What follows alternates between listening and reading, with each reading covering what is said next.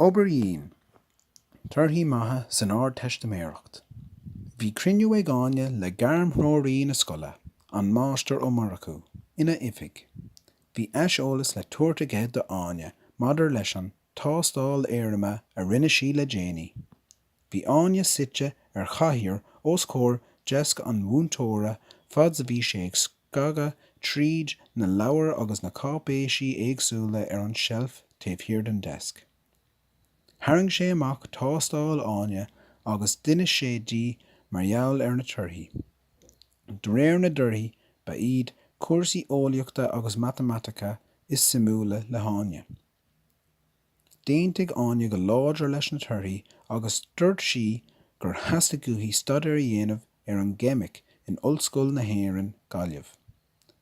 Lurg sí eolas ón máistir ó Maracú faoin gcomharsa sin. Bhíonnig sé dí go raibh an an-éileamh ar an gcomharsa sin an bhliain roimhe sin.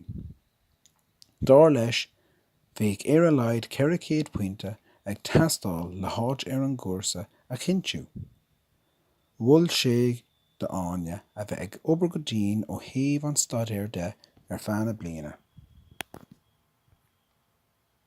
Bhí áine dinghiúlta go ndéanach sí an túfás stadair go dtí deireadh na bliana. Níor theastaigh uathaí am a chur amú ar gníomhaíochtaí nach gabhródh léi an sprioc mór maidir leis an ollscoil a bhaint amach. Ba léir sin an lá céanna díreach tar éis na scoile ag deireadh an lé. Bhí áine agus a cara líse ag siúil amach trasna an cuairt cisfeile I dtreo gheata na scoile.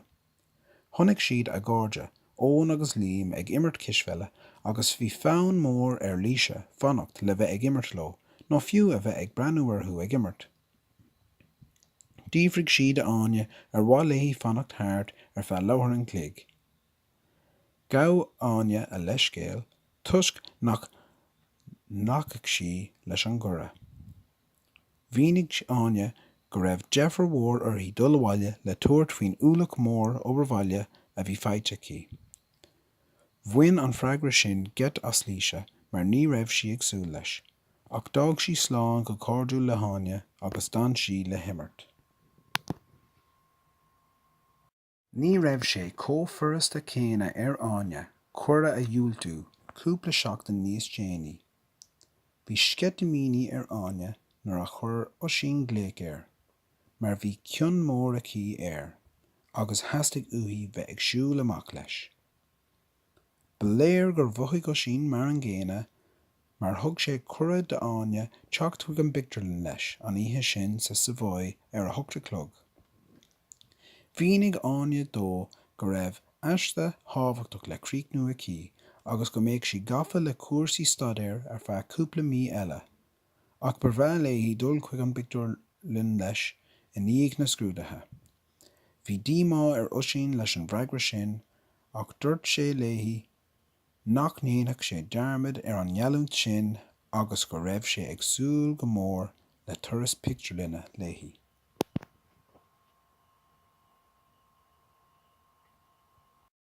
Bhí áine suite ag an mórd lena cuid labhair go léir ag obair go Dhian díthleach ar an aiste.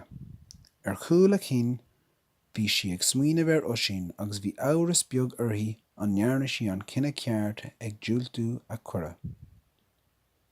Bhartaigh sí na smaointí sin a dhíbert óna cloigeann leis an seanócail, ní bhíonn breith ar an gluc ó catar í. Bhí sé ródhéanach anois a thinte na athrú, beardaí a bheith ag díriú ar an aiste. Bhí imní ar dhead maidir le hiarachtaí áine sa stadair. Ceap sé go raibh áine ag obair go ródhín. Bhí sé bortha nach mbeadh sí an ann leanúint leis an ráta bhíochmhar oibre a bhí ar siúl aici, agus go dtitfidh an stadair go léir as a chéile. Nach mbeadh sí an ann an tolas go léir a choinneáil ina ceann. Phléigh sé a mhórtainna le mami agus bhuail sé gur cearta áine susa ghlacha agus éar uair a tharraingteasteach na scábhóga. Bhí níos mó muoine ag mami ina hiniín ná daddy. Dúirt sí le dad gur cailín ciallmhar í áine. Dúirt sí nach raibh a gceist leis an stadair a cúpla mí agus bharrtaigh mamí agus dad gur gintóidís go nglacadh Áine susanna cearta ag an deireadh seachtaine. Tháinig agus d'imigh na scrúdathe ardteistiméireachta i bpreab na súil. D'eitil an Tom roimh na scrúdathe mar bhí Áine cóganóthach leis an staidéir. Shleanfaigh an 2 mhí ina ndiaidh go pionfar maol agus í ag fannacht ar na Torthaí.